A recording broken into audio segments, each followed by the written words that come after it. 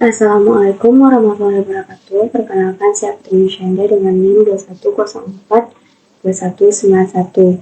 Baiklah, pada video ini saya akan menjelaskan mengenai prescribing preferred policies atau meresepkan kebijakan pilihan dan monitoring observed policy outcomes atau memantau hasil kebijakan yang diamati. Baiklah, langsung saja masuk pada materi yang pertama, yaitu mengenai prescribing preferred policies atau meresepkan kebijakan pilihan. Materi yang akan dibahas dalam peresepan ini, yang pertama adalah resep dalam analisis kebijakan, yang kedua kriteria resep kebijakan, ketiga pendekatan resep, dan yang terakhir metode resep. Yang pertama, resep dalam analisis kebijakan. Metodologi resep mengubah informasi tentang hasil kebijakan yang diharapkan menjadi informasi tentang kebijakan yang diinginkan. Untuk menentukan suatu kebijakan, diperlukan informasi sebelumnya tentang hasil yang diharapkan dari pemilihan kebijakan-kebijakan alternatif.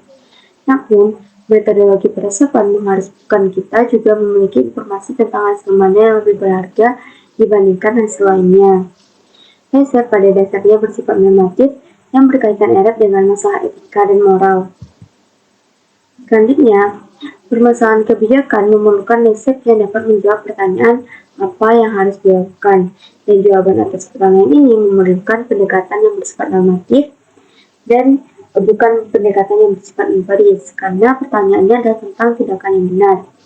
Pertanyaan tentang tindakan yang benar melibatkan klaim advokatif yang memiliki beberapa karakteristik, yaitu dapat ditindaklanjuti, kedua perspektif atau calon, ketiga syarat dengan nilai, dan yang terakhir kompleks secara etis. Selanjutnya, model pilihan sederhana. Dalam istilah yang paling sederhana, pilihan adalah suatu proses penawaran yang melibatkan tiga proses yang saling terkait, yaitu definisi masalah yang memerlukan tindakan, kedua perbandingan konsekuensi dari dua atau lebih alternatif, yang ketiga penetapan alternatif yang akan menghasilkan hasil yang diinginkan. Pilihan digambarkan sebagai proses penawaran di mana alternatif pertama, yaitu A1, menghasilkan satu hasil, yaitu O1, dan alternatif kedua, A2, yang menghasilkan hasil lain, O2.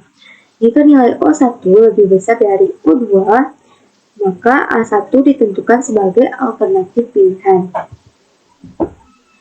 Model sederhana memiliki keuntungan dalam menunjukkan bahwa premis faktual dan nilai hadir dalam semua situasi pilihan, sedangkan kelemahannya, model ini mengaburkan kompleksitas pilihan. Misalnya, syarat-syarat kondisi yang harus ada agar model pilihan ini valid ada tiga, yaitu pengambilan keputusan tunggal, kepastian, dan konsekuensi yang segera terjadi. Selanjutnya, model pilihan kompleks. Model pilihan kompleks adalah model di mana tidak mungkin untuk secara konsisten mengurutkan alternatif bersifat intransitif. Pilihan intransitif biasanya melibatkan berbagai tujuan yang saling bertentangan dan harus dikontraskan dengan situasi yang melibatkan pilihan transitif. Pilihan transitif adalah pilihan di mana alternatif dapat diberi peringkat secara konsisten. Pilihan transitif dibangun dengan memberikan nilai kepada setiap alternatif, sehingga jika A1 lebih disukai daripada A2 dan A3, maka diberikan nilai yang lebih tinggi yang menghasilkan nilai terbesar. Selanjutnya, bentuk rasionalitas. Pilihan rasional sering didefinisikan sebagai pilihan yang memaksimalkan utilitas individu. Teori pilihan yang masuk akal adalah teori pilihan yang masuk akal. Orang yang memilih alternatif karena mereka mempunyai alasan dalam memilihnya, daripada berasumsi bahwa orang yang membuat pilihan yang memaksimalkan utilitasnya akan lebih berguna jika memikirkan pilihan yang memaksimalkan utilitasnya karena alasan yang berbeda. Pilihan yang masuk akal dapat dibagi menjadi 5 jenis, yaitu ekonomi, teknis, politik, hukum, dan substantif. Selanjutnya, jenis-jenis rasionalitas atau bentuk-bentuk rasionalitas. Yang pertama yaitu rasionalitas teknis, yaitu pilihan yang berdasarkan perbandingan alternatif menurut aktivitasnya. Contohnya adalah pemilihan teknologi energi surya dan nuklir berdasarkan perbandingan jumlah BTU energi yang dihasilkannya. Yang kedua, rasionalitas ekonomi, yaitu mengacu pada pilihan yang berdasarkan perbandingan alternatif menurut efisiensinya. Contoh pilihan di antara sistem layanan kesehatan alternatif dalam hal perbedaan antara total biaya dikurangi total manfaat.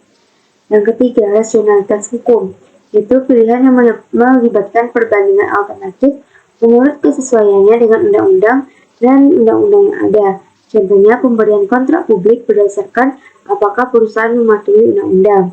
Yang keempat, rasionalitas sosial, yaitu pilihan berdasarkan pada perbandingan alternatif menurut pemeliharaan institusi sosial yang bernilai. Contohnya, pilihan yang melibatkan perluasan hak partisipasi demokratis dalam pemilu. Yang kelima, rasionalitas substantif, yaitu pilihan yang melibatkan perbandingan berbagai bentuk rasionalitas teknis, ekonomi, hukum, sosial untuk membuat pilihan yang tepat. Selanjutnya, kriteria kebijakan. Kriteria kebijakan adalah aturan prinsip atau standar eksplisit yang digunakan untuk membenarkan pilihan kebijakan. Dalam pengambilan keputusan, kriteria kebijakan ini terdiri dari 6 macam. Yang pertama efektivitas, yaitu mengacu pada pencapaian hasil yang bernilai. Yang kedua efisiensi, mengacu pada jumlah upaya yang diperlukan untuk menghasilkan tingkat efektivitas tertentu. Ketiga, kecukupan, yang mengacu pada kebijakan yang mencapai ambang batas efektivitas dan efisiensi yang ditentukan. Selanjutnya, keadilan, yang mengacu pada distribusi hasil dan upaya di antara berbagai kelompok dalam masyarakat. Kelima, daya tanggap, yaitu mengacu pada sejauh mana suatu kebijakan memenuhi kebutuhan, preferensi, atau kepentingan kelompok tertentu. Dan selanjutnya yaitu kesesuaian, yaitu mengacu pada nilai atau kelayakan hasil program dan kebertahanan asumsi yang mendasari tujuan tersebut. Selanjutnya, pendekatan riset. Yang pertama, pilihan publik versus pilihan swasta. Dalam pembuatan kebijakan antara sektor swasta dan sektor publik mengalami beberapa perbedaan. Faktor pembedaannya yaitu satu, sifat kebijakan publik, di mana pembuatan kebijakan di sektor publik melibatkan tawar-menawar, kompromi, dan konflik di antara kelompok masyarakat, badan legislatif, departemen eksekutif, komisi pengatur dunia usaha, dan pemangku kepentingan lainnya. Berdasarkan faktor sifat kolektif berdasarkan tujuan kebijakan publik, tujuan kebijakan di sektor publik bersifat kolektif, yaitu harus mencerminkan kepentingan masyarakat atau publik. Berdasarkan faktor sifat barang publik dan barang pribadi dibagi menjadi 3 kelompok, yaitu barang spesifik yang bersifat eksklusif, barang kolektif yang bersifat non-eksklusif, dan barang kuasi-kolektif yang merupakan barang yang produksinya mempunyai dampak limpahan yang signifikan kepada masyarakat. Selanjutnya, permintaan dan penawaran. Biaya peluang sektor swasta dapat dihitung dengan menggunakan harga pasar sebagai ukuran biaya dan manfaat. Harga pasar suatu barang tertentu ditentukan oleh penawaran dan permintaan. Selanjutnya, pilihan publik. Beberapa alasan mengapa konsep keuntungan dan biaya peluang sulit diterapkan pada masalah pilihan publik adalah: yang pertama, berbagai pemangku kepentingan yang sah, di mana pembuatan kebijakan publik melibatkan banyak pemangku kepentingan yang klaimnya atas investasi publik dijamin oleh undang-undang. Dan selanjutnya, barang kolektif dan kuasi kolektif, karena sebagian besar barang publik bersifat kolektif, misalnya udara bersih, dan kuasi kolektif, misalnya pendidikan, maka tidak mungkin untuk menjualnya di pasar. Selanjutnya, terbatasnya perbandingan ukuran pendapatan dan tanggung jawab sosial atas biaya dan manfaat sosial. Selanjutnya, 2 pendekatan terpenting terhadap riset. Yang pertama yaitu analisis biaya manfaat. Analisis biaya manfaat atau CBA adalah biaya yang diterapkan pada berbagai jenis kebijakan dan program publik, di mana analisis biaya manfaat ini memungkinkan perbandingan kebijakan dengan mengkuantifikasi total biaya moneter dan total manfaat moneter. Karakteristiknya, yang pertama, CBA mengukur semua biaya dan manfaat bagi masyarakat yang mungkin timbul dari suatu kebijakan atau program publik. CBA tradisional melambangkan nasionalitas ekonomi mengacu pada rasio manfaat terhadap biaya. CBA tradisional menggunakan pasar swasta sebagai titik tolak dalam menentukan kebijakan. CBA kontemporer atau analisis biaya manfaat sosial digunakan untuk melakukan hal yang mengukur manfaat redistribusi. Kelebihan dan kelemahan CBA atau analisis biaya manfaat. Kelebihannya yang pertama, biaya dan manfaat diukur dalam mata uang yang ditetapkan sebagai unit nilai bersama. Kedua, hasil dari masing-masing kebijakan dan program dapat dinyatakan dalam bentuk moneter. Ketiga, para analisis dapat menggunakan CBA untuk membandingkan kebijakan di berbagai bidang yang berbeda. Sedangkan kekurangan CBA adalah yang pertama, penekanan eksklusif pada efisiensi ekonomi berarti bahwa kriteria keadilan tidak ada, artinya atau tidak dapat diterapkan.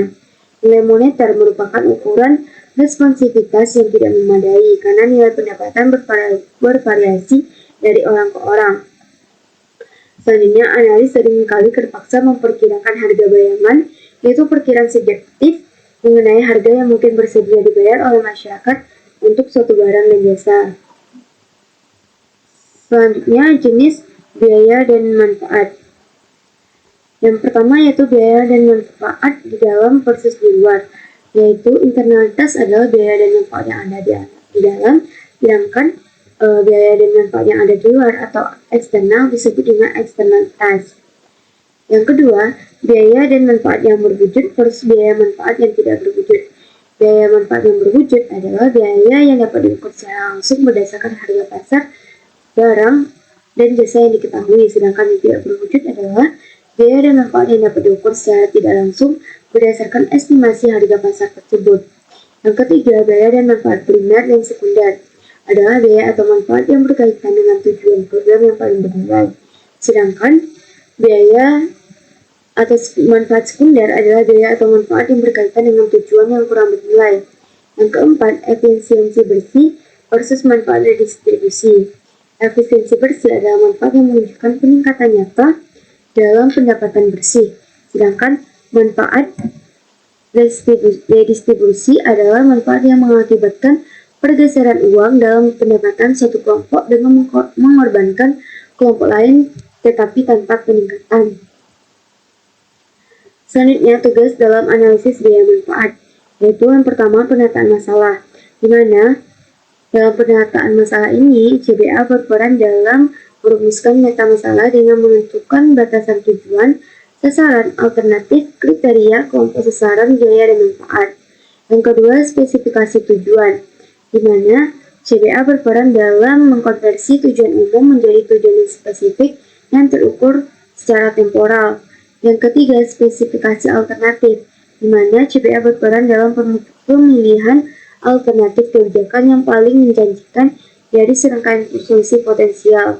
Yang keempat, pencarian informasi, analisis, dan interpretasi, di mana lokasi analisis dan interpretasi informasi yang diperlukan untuk memperkirakan hasil dari alternatif kebijakan tertentu. Yang kelima, identifikasi kelompok sasaran dan penerima manfaat, di mana CBA berperan dalam pendaftaran semua kelompok yang ditargetkan atau yang akan mendapatkan manfaat dari tindakan atau tidak adanya tindakan. Yang keenam, estimasi biaya dan manfaat. Yang ketujuh, diskon biaya dan manfaat, yaitu konversi biaya dan manfaat moneter menjadi nilai sekarang berdasarkan faktor diskon tertentu. Yang kedelapan, estimasi risiko dan ketakpastian, di mana penggunaan analisis sensitivitas dan per teori untuk memperkirakan probabilitas manfaat dan biaya yang akan terjadi di masa depan. 9, pilihan keputusan kriteria yang melibatkan peningkatan Pareto, peningkatan efisiensi bersih, peningkatan distribusi, dan tingkat pengembalian internal. Yang terakhir adalah resep, yaitu pemilihan alternatif yang paling masuk akal dengan mempertimbangkan hipotesis etika dan sebab akibat yang saling bersaing. Selanjutnya, analisis efektivitas. Analisis efektivitas biaya atau CEA adalah suatu pendekatan terhadap resep yang memungkinkan analis untuk memilih di antara dua atau lebih kebijakan dengan menghitung total biaya atau dampak totalnya. Karakteristik CEA ini, yang pertama, karena menghindari masalah pengukuran manfaat dalam bentuk moneter, terkadang lebih mudah diterapkan dibandingkan analisis biaya manfaat. Melambangkan rasionalitas teknis yang berupaya untuk menentukan kegunaan alternatif kebijakan namun tanpa mengaitkan konsekuensinya dengan efisiensi ekonomi global atau kesejahteraan sosial agregat. Yang ketiga, CEA karena tidak terlalu bergantung pada harga pasar dan tidak terlalu bergantung pada logika maksimalisasi keuntungan di sektor swasta. Selanjutnya, kelebihan dan kelemahan CEA. Untuk kelebihan CEA yang pertama yaitu mudah diterapkan, kemampuannya untuk memperlakukan barang-barang kolektif dan quasi kolektif yang nilainya tidak dapat diperkirakan berdasarkan harga pasar. Yang ketiga, kesesuaiannya untuk menganalisis eksternalitas dan hal-hal yang tidak berwujud. Kekurangan dari CEA ini adalah yang pertama, resepnya kurang mudah dikaitkan dengan pertanyaan mengenai kesejahteraan sosial secara keseluruhan. Yang kedua, upaya untuk mengukur biaya dan efektivitas terbatas pada program, jurisdiksi, dan kelompok sasaran tertentu. Yang ketiga, tidak dapat digunakan untuk menghitung manfaat pendapatan bersih sebagai ukuran kepuasan agregat yang dialami oleh anggota suatu masyarakat.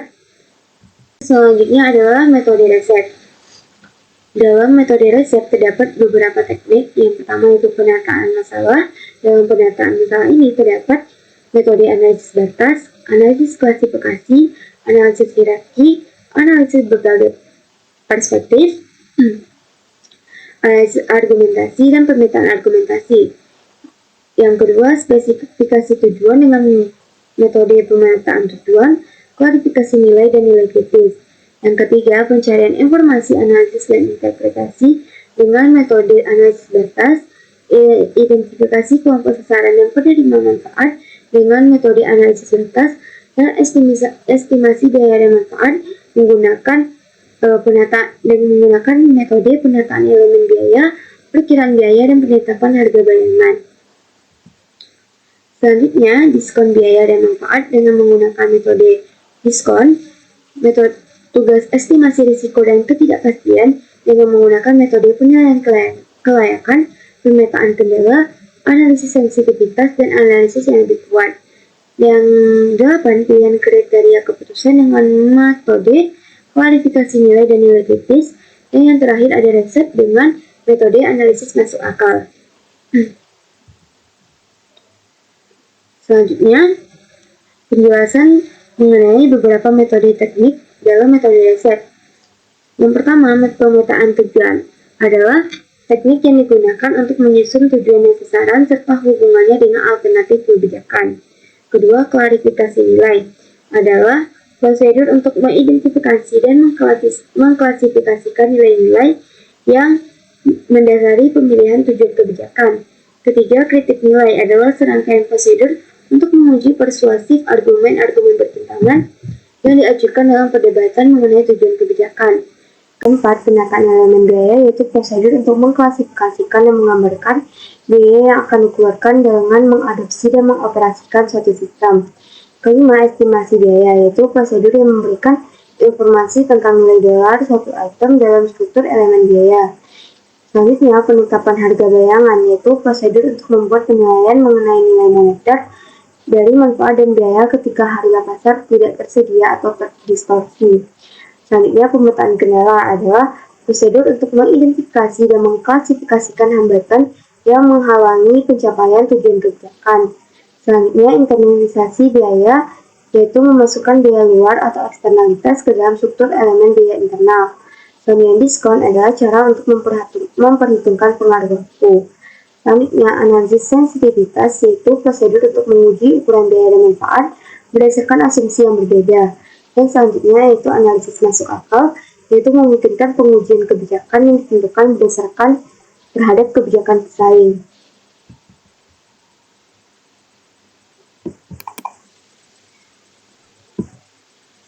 Selanjutnya, materi yang kedua yaitu monitoring observed policy outcomes atau pemantauan hasil kebijakan yang diamati. Dalam pemantauan hasil kebijakan, ada 3 hal yang akan dibahas, yaitu pemantauan dalam analisis kebijakan, pendekatan pemantauan, dan metode pemantauan. Pemantauan analisis kebijakan memungkinkan prediksi informasi tentang penyebab dan konsekuensi kebijakan. Pemantauan sendiri merupakan sumber informasi utama mengenai keberhasilan upaya penerapan kebijakan, karena pemantauan sendiri menyelidiki hubungan antara pelaksanaan kebijakan dan hasil kebijakan yang diamati. Pemantauan melampaui ketentuan normatif analisis ekonomi dengan menetapkan landasan faktual tentang kebijakan. Dalam analisis kebijakan ini, pemantauan menjalankan 4 fungsi, yaitu kepatuhan, audit, akuntansi, deskripsi, dan penjelasan. Sumber informasi. Informasi yang valid, relevan, dan andal sangat dibutuhkan dalam pemantauan kebijakan. Informasi mengenai hasil-hasil kebijakan dikumpulkan secara berkala di berbagai waktu dengan biaya yang cukup besar bagi pemerintah federal, negara bagian, lokal, lembaga penelitian swasta, hingga universitas. Pusat penelitian, institut, dan universitas memelihara arsip data yang berisi berbagai macam data politik, sosial, dan ekonomi yang terdapat banyak sekali buku, monografi, artikel, dan laporan yang ditulis oleh peneliti terapan di seluruh negeri. Banyak dari informasi ini sekarang dapat diakses melalui sistem informasi online. Ketika data dan jenis informasi lainnya tidak tersedia di sumber yang ada, pemantauan dilakukan melalui kombinasi kuesioner, wawancara, observasi lapangan, dan penggunaan catatan lembaga. Ketika pendanaan untuk pemantauan tersedia, buku-buku dan panduan mengenai apa yang kami sebut sebagai pemantauan termasuk dalam bidang evaluasi program. Selanjutnya, sebab dan akibat yang relevan dengan kebijakan. Dalam kebijakan, mekanisme penyebab dapat digambarkan seperti berikut, mulai dari masukan, kegiatan, keluaran, hingga berdampak pada hasil, dan yang terakhir ada dampak. Selanjutnya yaitu definisi dan indikator. Keberhasilan dalam memperoleh dan menganalisis dan mendaftarkan data mengenai hasil-hasil kebijakan tergantung pada kapasitas untuk menyusun langkah-langkah yang andal dan valid. Salah satu cara untuk menyusun pengukuran adalah memulai dengan menentukan konstruksi dan variabel yang ingin kita pantau. Sebuah konstruksi adalah konsep yang didefinisikan untuk tujuan penyelidikan sosial dan kebijakan. Definisi operasional yang mengikuti definisi konstitutif menjelaskan operasi yang diperlukan untuk mengamati dan mengukur konstruk yang ditentukan secara konstitutif. Variabel berasal dari konstruksi yang didefinisikan secara operasional adalah karakteristik apapun dari seseorang, peristiwa, tindakan, atau objek yang memiliki nilai numerik.